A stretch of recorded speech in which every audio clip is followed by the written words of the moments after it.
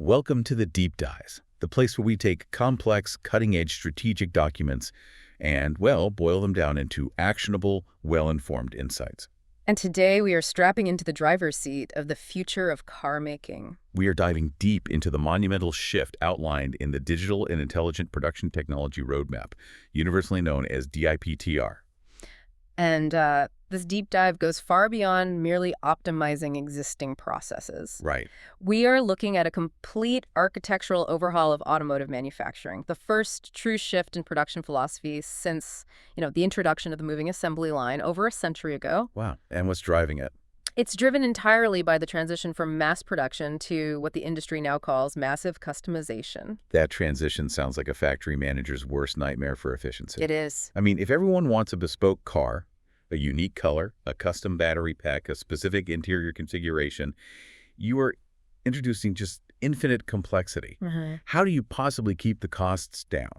That's the core tension, isn't it? Yeah. Increased complexity, massive uncertainty, and the urgent, non-negotiable need for extreme cost reduction and efficiency gains. Precisely. The traditional sequential production system, the stamping, welding, painting, general assembly sequence, or SWPGA. The old way. The old way, it simply breaks under that pressure. DIPTR is the comprehensive strategic answer. Okay, so let's define it. We can define it as the transformation of the entire automotive manufacturing process, from design to delivery using digital, networked, and intelligent technologies. And the goals are incredibly ambitious. The roadmap lays out what it calls the 4 highs and 1 low. That's the mandate. They seek high quality, high efficiency, high flexibility. Which means the ability to rapidly change the product mix. Exactly. Yeah. And high resilience, the ability to rapidly recover from external shocks like a supply chain disruption or equipment failure. Okay, so that's 4 highs. And all of this must be achieved while maintaining low cost. And I notice you separated flexibility and resilience. They are often lumped together, but they are distinct strategic imperatives, and both are absolutely necessary for survival in this new era. That mandate is incredibly aggressive, moving from being a manufacturing giant, so high volume, to a manufacturing power. Meaning high capability and strategic leadership. Right. That implies a massive race for technological superiority. What's fueling this urgency right now, beyond just market demand for personalization? It's a convergence of forces that have reached a sort of critical mass. Okay. Yes, personalization is pushing the market, but the technology is now ready to support the solution. We have the new tech revolution driven by AI, the maturity of the industrial Internet of Things, IoT, and highly advanced digital twin capabilities. So these tools are no longer just experimental. Not at all. They are mature enough to fundamentally redesign the entire system architecture. Okay, let's unpack this enormous roadmap. For our deep dive today, we've synthesized the analysis into 3 fundamental dimensions, which also serve as the key pillars of the DIPTR analysis. Right. And these pillars represent the operational categories that must be completely reinvented. They seem to cover everything. That's right. These 3 pillars cover the totality of the physical shop floor, the human element, and the high-level enterprise decisions that run the entire operation. First, we have process change. Essentially how we approach the craft of building a car, moving from old-school sequences to something dramatically leaner, faster, and more modular. Second, production line adaptation. Which is the physical realization of that new process. This is all about achieving that extreme flexibility and resilience in the physical assembly line itself. Moving from rigid belts to dynamic reconfigurable setups. Exactly. And finally, smart operations. The brain and nervous system of the factory. This governs how we use data and advanced intelligence for predictive, autonomous decision-making, moving beyond simple, real-time monitoring toward true manufacturing wisdom. Let's start with the ultimate target state. What does this future look like in 2040 when the roadmap is fully realized? The vision is called the Self-Evolving Ecosystem Factory, or MP4. And what is the defining philosophy of this final stage? The philosophy is radical. The factory itself ceases to be a static asset designed by humans and managed manually. It becomes something else. Instead, it becomes a living, self-managing organism, a continuously optimizing system. Okay. This 2040 vision, the MP4 paradigm, is built on 5 key characteristics that completely redefine the manufacturing process. Let's analyze the raw processes themselves. The first characteristic is decouplable processes. That sounds like breaking a chain into independent segments. That is exactly the goal. Imagine a complex manufacturing process not as a single long chain, but as standardized Lego blocks. Right. Decoupling means breaking the complex, traditional sequential assembly line into modular processes that can run independently or be flexibly combined and rearranged. Why is that so important? Well, if processes are tightly coupled, changing one bolt specification forces you to stop and retool the entire line. Huge costs, huge downtime. Of course. Decoupling dramatically lowers change costs and boosts resilience, because if one module fails, the others can still operate or be rerouted. And that modularity leads directly to the next characteristic, reconfigurable lines. This is the physical consequence of decoupling, where the fixed architecture disappears. Yes. The sources talk about island-style layouts replacing those rigid, linear assembly lines. It's assembly islands. Think of specialized work cells or islands where functions like body framing or battery assembly are completed. These islands are connected dynamically by intelligent logistics, primarily fleets of AGVs or automated guided vehicles. So the product moves between these islands. Exactly. Because the islands are self-contained and interconnected by software-defined routes, the layout can be restructured, reconfigured, or expanded rapidly to adapt to any product mix changes, often within hours. The third characteristic is adaptive capacity.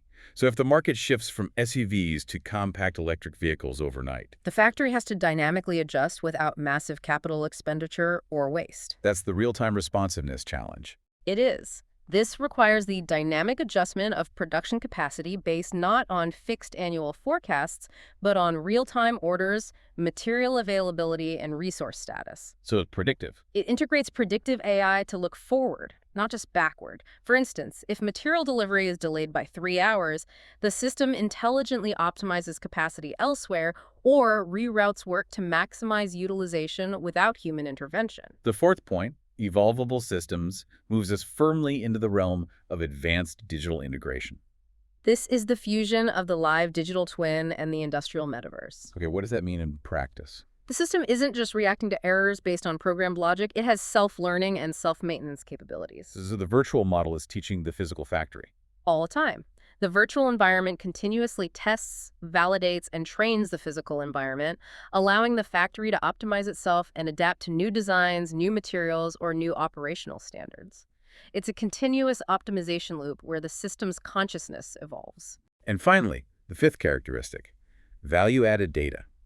If data is driving all this evolution, it must become the most valuable asset in the factory. Absolutely. Data shifts fundamentally from being a mere record-keeping function logging that a task was completed to being a core value driver. How so? When process data, quality data, and logistical data are integrated and analyzed by large AI models, they drive real-time optimization, prediction, and ultimately create new business value beyond manufacturing. Things like new servicing models or highly customized after-sales support based on the vehicle's manufacturing history. Exactly. So that's the utopian vision for 2040, the MP4. But a manufacturer can't leap straight there. No, of course not. The roadmap provides a brilliantly structured 4-stage maturity model running from MP1 to MP4. This gives every company, no matter their current state, a clear path forward. That's critical. These 4 stages of intelligent manufacturing production, or IMPEP, represent an evolution in how the system views and utilizes its core resources. And a gradual increase in autonomy and intelligence. That's it. Let's start at the beginning. MP1, the twin-driven digital factory. This is the essential foundational phase. The focus here is on robust digitization, virtual simulation, and crucially, strong data governance. Before you can be smart, you have to be digital. Precisely. The core logic in MP1 is viewing data simply as a reliable record.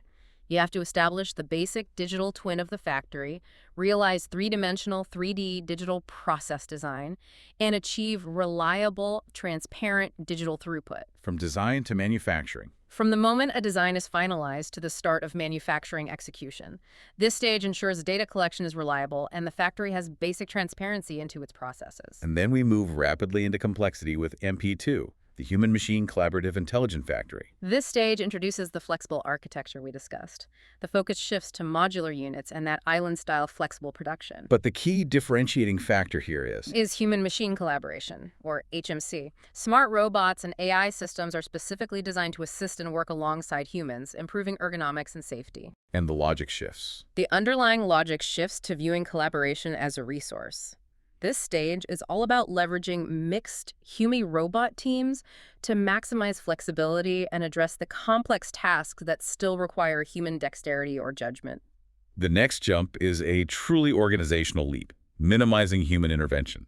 IMP3, the Autonomous Decision-Making Smart Factory. This is where true intelligence takes over. The focus is on network-wide coordination. How did that work? We deploy advanced AI-based prediction and deep learning large models to drastically reduce human intervention in routine operational decisions, things like scheduling, resource allocation, and quality adjustment. So the whole chain adapts. The entire production chain achieves self-adaptive, flexible reorganization.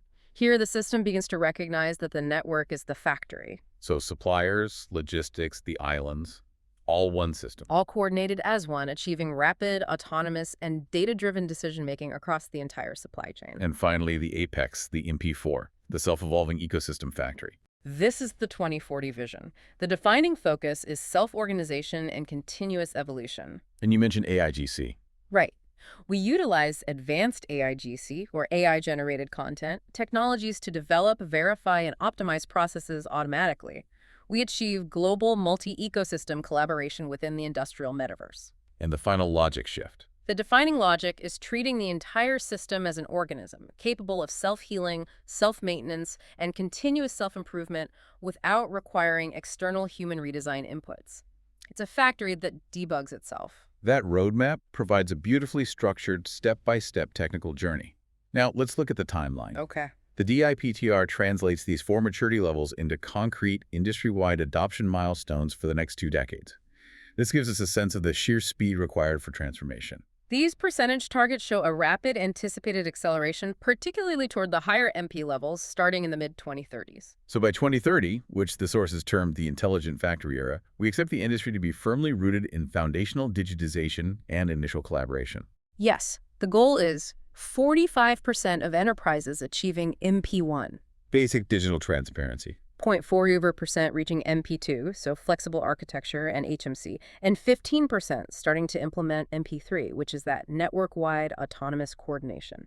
What are the key features we'll see by then? The key features achieved by 2030 will include the initial process decoupling, the ability to separate vehicle and component manufacturing line reconfigurability to handle diverse product mixes, and the initial stage of data value added within the factory. So it's all about building the digital floor and the modular walls. A perfect way to put it. Moving rapidly to 2035, the smart factory era, adoption shifts heavily into the intelligent collaborative stages.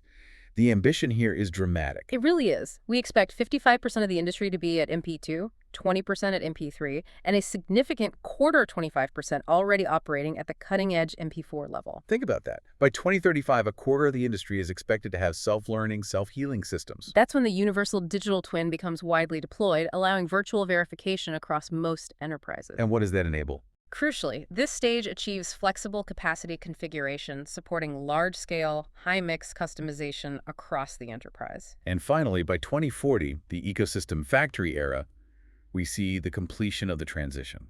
That's right. Only 10% remain at MP2, which by then is the foundational level, 40% operate at MP3, and a staggering 50% are achieving the full self-evolving MP4 status. Half the industry. Half the industry. This is the moment when the system achieves true self-organization. The defining features here are Universal extreme lean design principles, self-adaptive capacity across the organization, and the realization of system evolution, making the entire ecosystem resilient, flexible, and sustainable. This is a transformation that will fundamentally change the competitive landscape in less than 20 years. Without a doubt. The first core technical pillar is process change, addressing the very DNA of how a car is structured and assembled.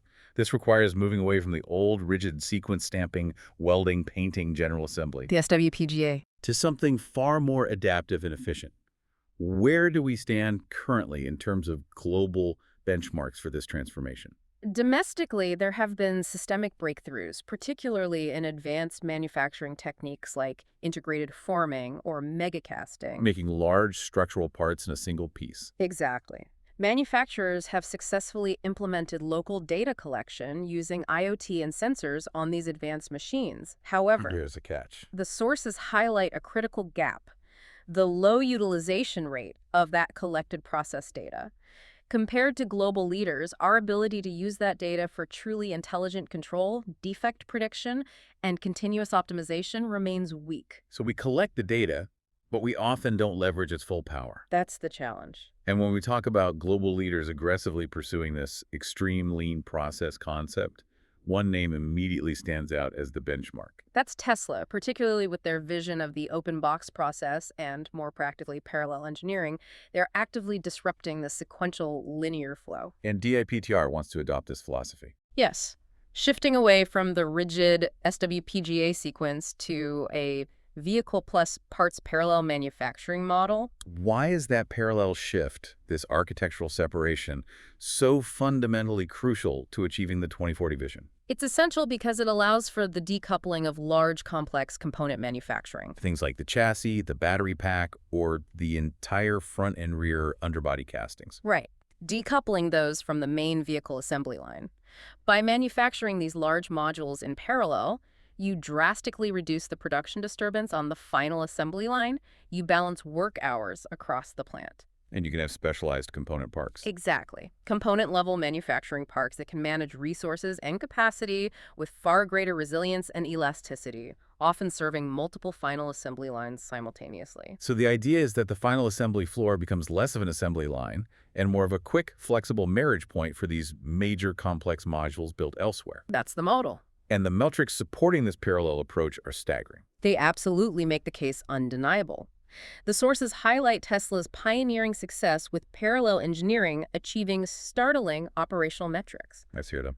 A 44% assembly efficiency increase, a 30% space efficiency increase, meaning less infrastructure is required, and a massive 50% reduction in overall manufacturing costs. A 50% reduction. When you can have manufacturing costs through process innovation, the incentive for this paradigm shift becomes overwhelming. That level of cost reduction demonstrates the massive value generated when product design and process design are tightly fused, iterating together from the start. Rather than being treated as two sequential, siloed steps. Which has been the traditional way. Historically, yes.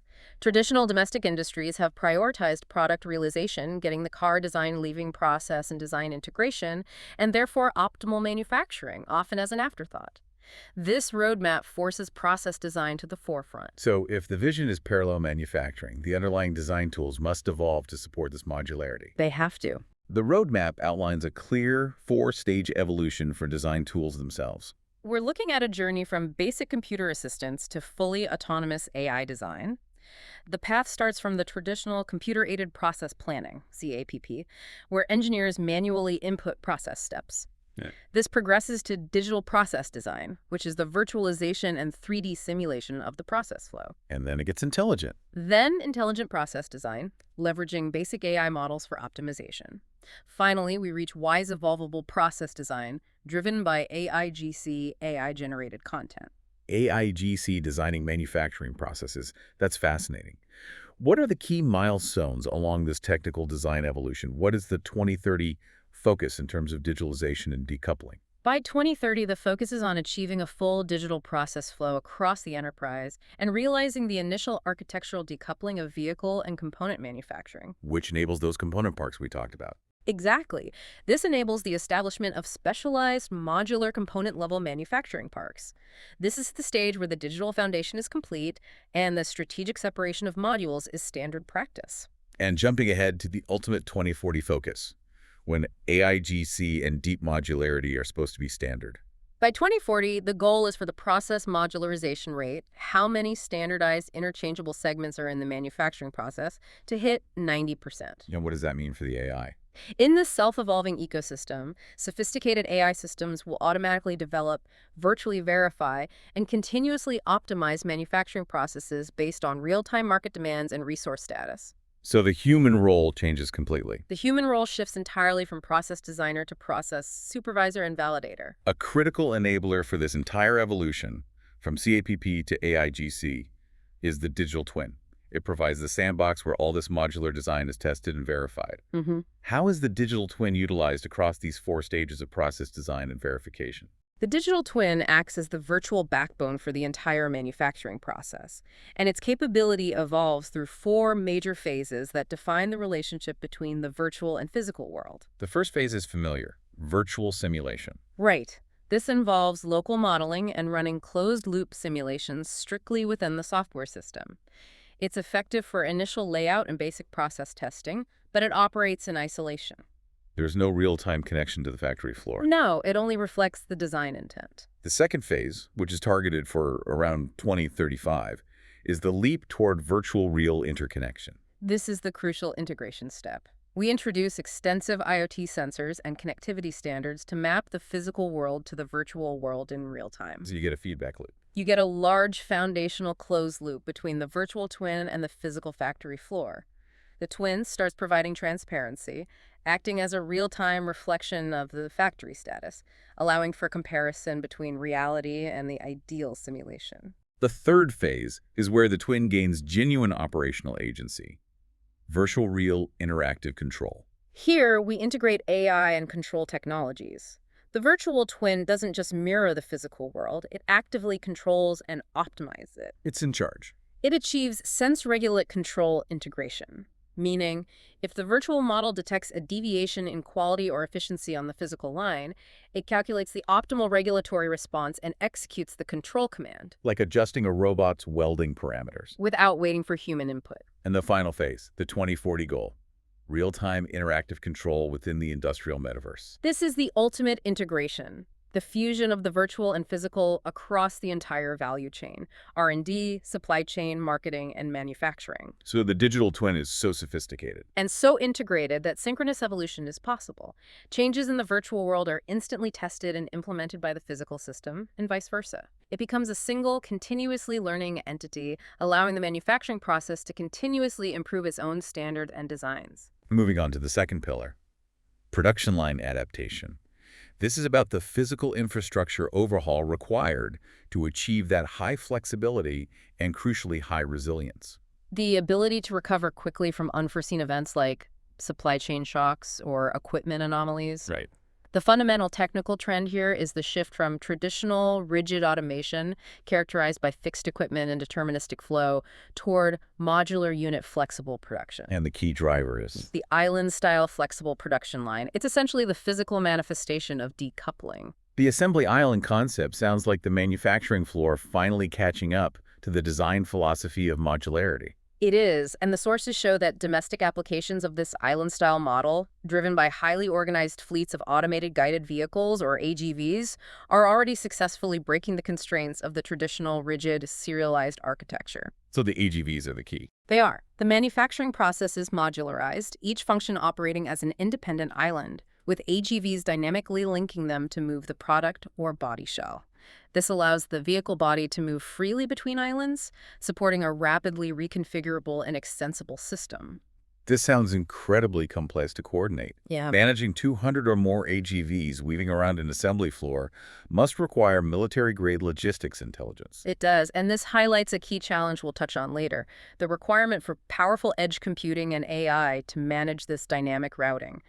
But the ROI is massive, and we have incredibly specific data points on the impact of this island architecture domestically. So this isn't theoretical. This isn't theoretical proof, it's proven success. Tell us about the results. A representative domestic enterprise pioneered the precise group control of over 200 AGVs for intelligent scheduling and seamless logistics.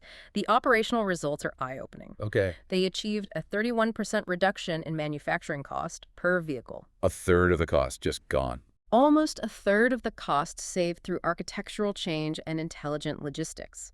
They reduced parts buffer inventory by over 30%, minimizing waste and carrying costs. And the physical footprint and efficiency gains are equally striking. Absolutely. They cut the number of mainline workstations by 41%, dropping from 82 to 48, purely through intelligent unit integration and dynamic transfer. And quality. Furthermore, this technological leap directly impacted quality and workforce dynamics. The automation and flexibility reduced the assembly error rate from 3 parts per thousand down to just 0.5 parts per thousand. Wow. This confirms that island production breaks the rigid constraints of the assembly line, lowers capital investment, and achieves the high flexibility needed for high-mix customization. That ROI is undeniable, but it comes back to one of the systemic challenges we must address. You have hundreds of robots and AGVs from different vendors all operating simultaneously. How do we ensure they don't become another point of technology fragmentation? If those 200 AGVs all speak different proprietary control languages, that 24-hour reconfiguration goal is instantly dead. That is the crucial hurdle. The industry must enforce unified interfaces and protocols. So standards are everything. The sources indicate that the transition requires massive investment in middleware and standardization protocols to allow multi-vendor, multi-device cooperation.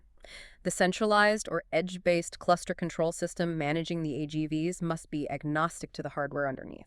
So, assuming we overcome that fragmentation, how does this flexible production chain evolve further? We start with island production, but where does the self-adaptation come in? The production chain evolves through 4 stages, culminating in the fully self-organizing factory. Stage 1, unit production. The focus here is simple, achieving basic automation in core unit processes and the foundational integration of mechanical, electrical, and software components at that unit level, just getting the robot to reliably do the job. Stage 2, island flexible production. This is the current cutting edge, where production resources are dynamically configured using basic machine learning and edge cluster control systems to manage those AGVs. This achieves initial flexibility. Stage 3, self-adaptive production, targeted for 2035. This is where autonomy begins.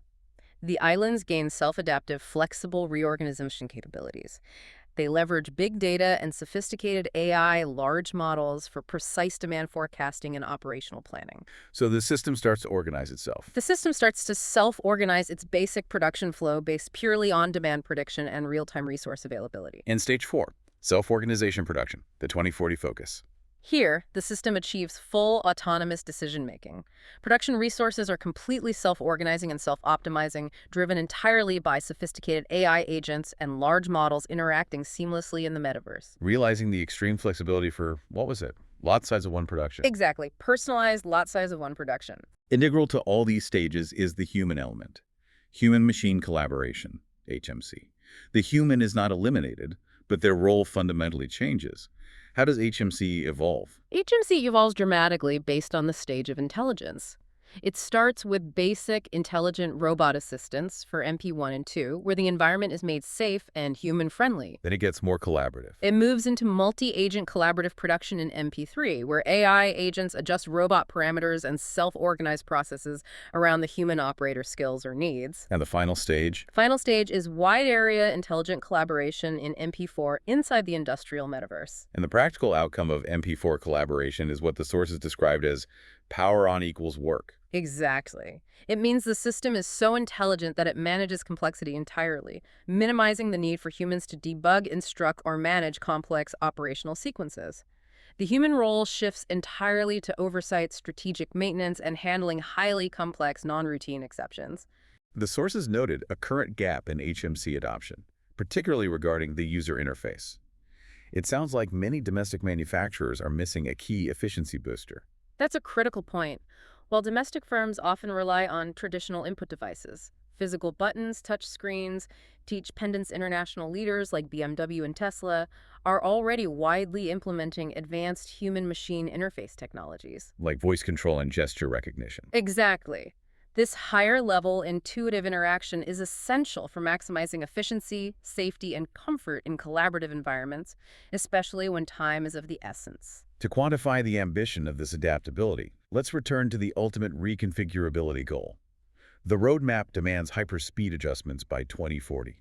This is perhaps the most audacious goal in the entire pillar. The industry expects to reduce line restructuring time, the time taken to adapt the production line for new models or configurations, from around 1 month, Which is the aggressive 2030 target. to 24 hours or less by 2040.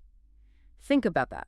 That's the difference between losing an entire month of revenue and productivity and losing a single operational day. That fundamentally changes how quickly a manufacturer can respond to, say, a competitor's new EV model launch or a certain market preference shift. It changes everything. Our final pillar is smart operations, the nervous system of the intelligent factory.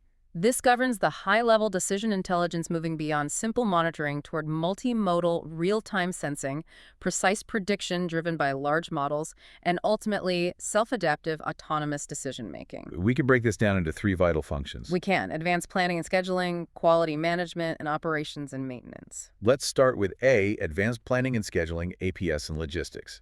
This manages the when, where, and how much of production across the entire value chain. Currently, domestic adoption of APS is accelerating but remains generally in an elementary stage. Why is that? International systems benefit from having a much earlier start and stronger legacy integration with enterprise resource planning, ERP, and manufacturing execution systems, MES.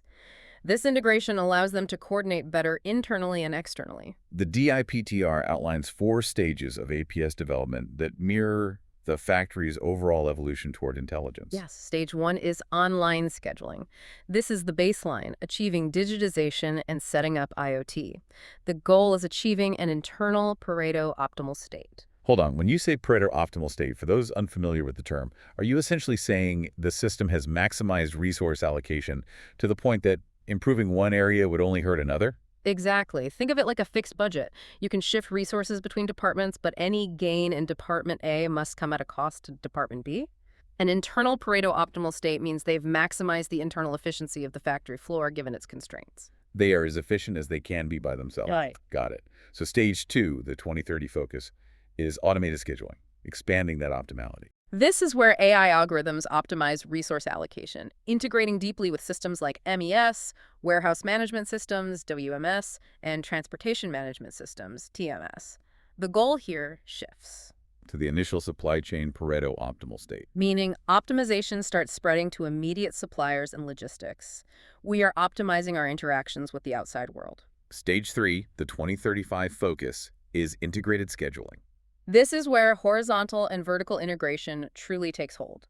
Horizontal means integration across different production domains, body shop, talking directly to the paint shop. Vertical means up and down the management hierarchy. And collaboration with suppliers. This stage achieves deep, coordinated collaboration with external suppliers and logistics partners across the entire value chain, enabled by cloud-based technologies and sophisticated data-sharing platforms. And stage 4, the 2040 focus, is intelligent scheduling. This is the global network. AI and machine learning drive completely optimal scheduling and resource allocation across a global multi-ecosystem network. Fully self-aware. This system is fully self-aware, constantly optimizing the entire chain based on real-time global demand, capacity, and resource status, predicting and reacting to shifts seamlessly. Next, let's look at B, full process quality management.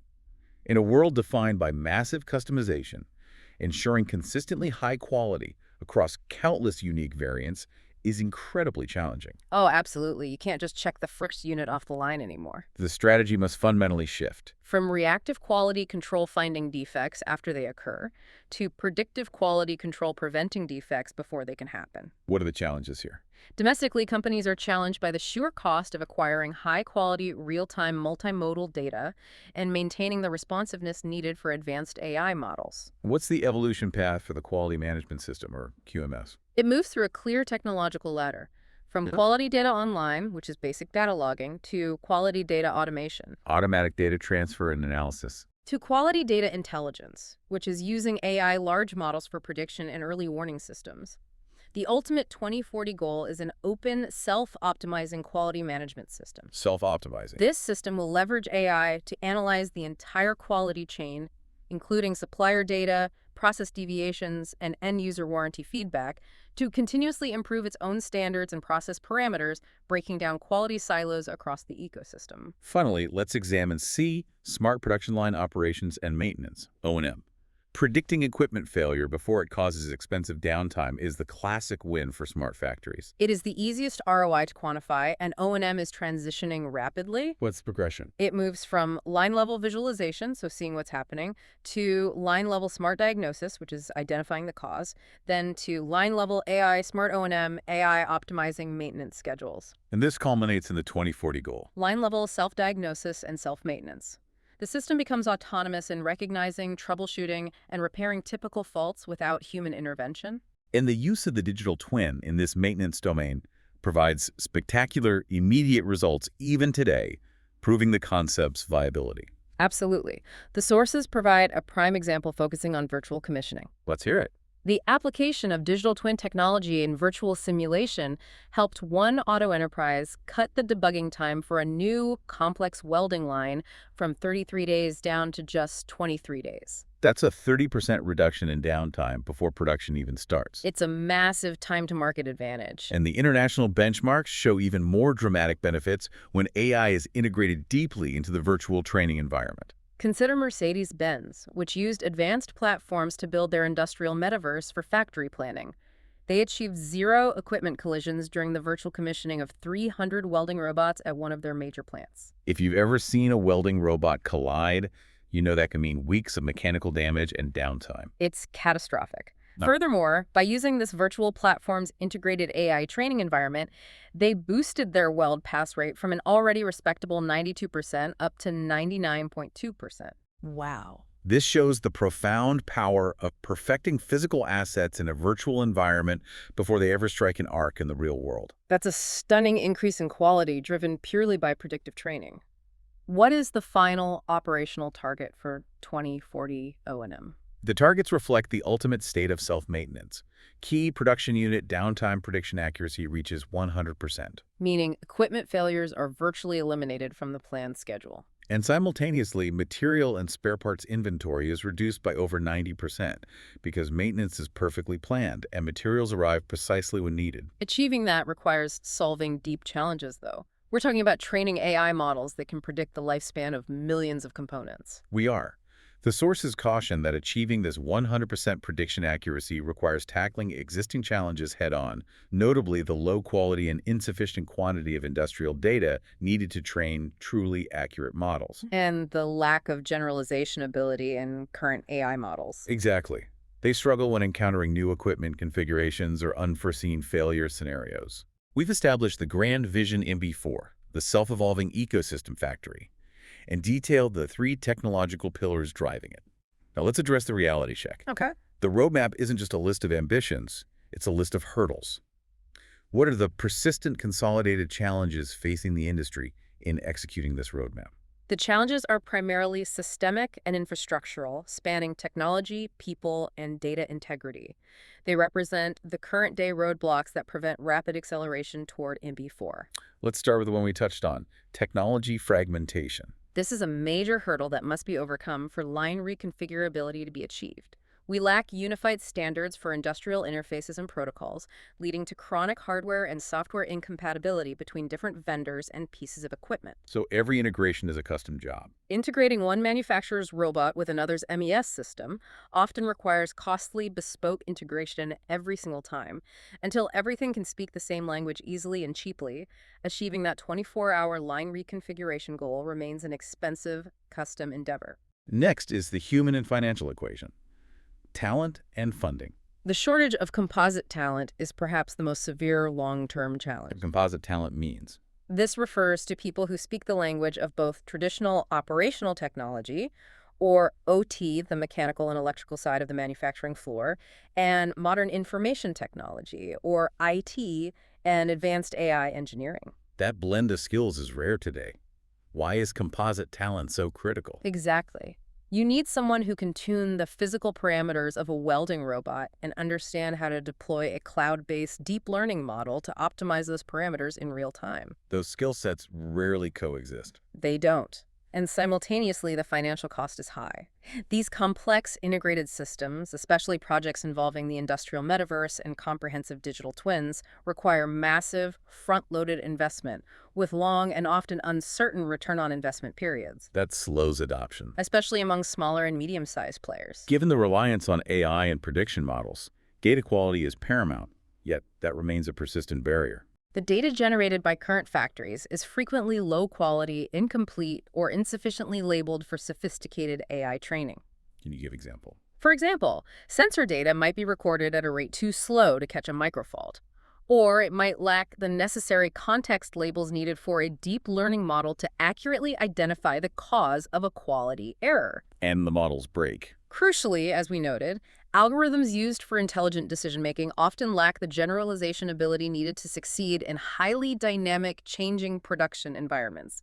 They break when facing an unprecedented scenario. And finally, a challenge that affects everything from scheduling optimization to full quality control, supply chain trust, and collaboration. Full supply chain optimization, achieving that global Pareto optimal state, requires deep data sharing between the manufacturer and Tier 1 and Tier 2 suppliers. There are issues. Two major issues impede this. First, the continued lack of unified technical standards, and second, a deep reluctance from suppliers to share their operational data, citing proprietary and competitive concerns. And that reluctance kills the whole ecosystem vision. It impedes the necessary end-to-end quality and delivery collaboration required for the EMP4 ecosystem vision.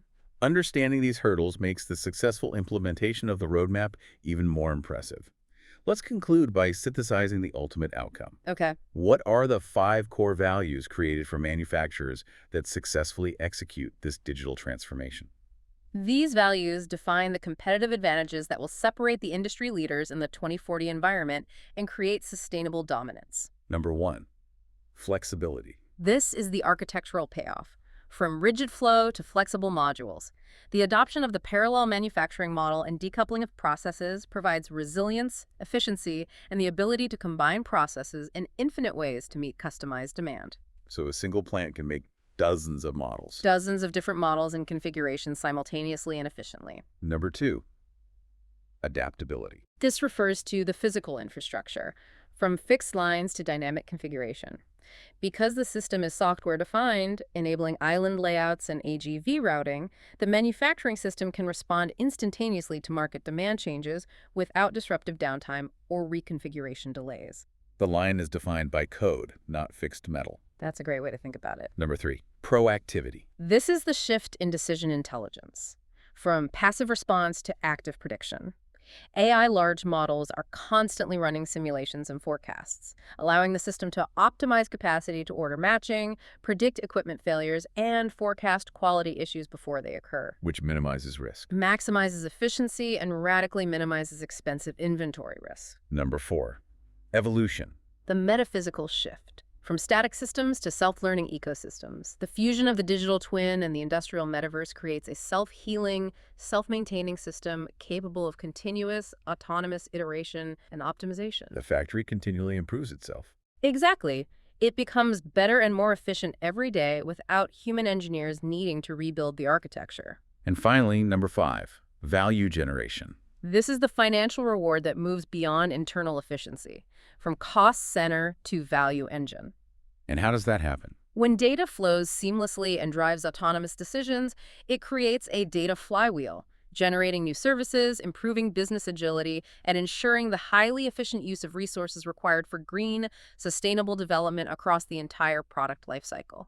What an incredible journey we've mapped out. We've analyzed the transformation of automotive manufacturing, moving from the twin-driven digital factory, IMP1, all the way to the ultimate vision of the self-evolving ecosystem factory, IMP4. The core concepts we need to remember are decoupling, separating the processes into flexible modules, reconfigurability, making the assembly line physically adaptive via islands and AGVs, and data value, shifting data from record-keeping to being the central engine of autonomous decision-making. This is a fundamental paradigm shift in manufacturing philosophy. We are moving toward a future where the factory is not simply managed by humans, but evolved by the system itself. And the data underpins this revolution. The ability to reduce assembly costs by 31% with island architectures, or boost quality success rates from 92% to 99.2% using virtual simulation for robot training, shows the immense strategic value in pursuing this intelligent transformation. This is how a manufacturing giant becomes a global manufacturing power. It is. Which leads us to our final provocative thought for you to consider. If production lines evolve to be fully autonomous, self-healing, and self-learning systems, driven entirely by AI agents operating in a virtual metaverse, will the factory eventually become the final designer of the product? Will the optimized manufacturing data that feeds back into the design loop eventually surpass human design intuition, leaving engineers to only marginally improve upon what the manufacturing consciousness has perfected? It's the ultimate closed-loop system. Design informs manufacturing, but manufacturing perfects design. If the factory autonomously perfects the process, the human designer's main task may eventually be inputting a rough concept and then validating the manufacturing system's optimized output. Something to chew on the next time you hear a self-driving car advertisement. The intelligence isn't just in the car, it's being built into the walls of the factory itself. That's it for this deep dive. Thank you for joining us on this exploration of automaking's autonomous future. We'll see you next time.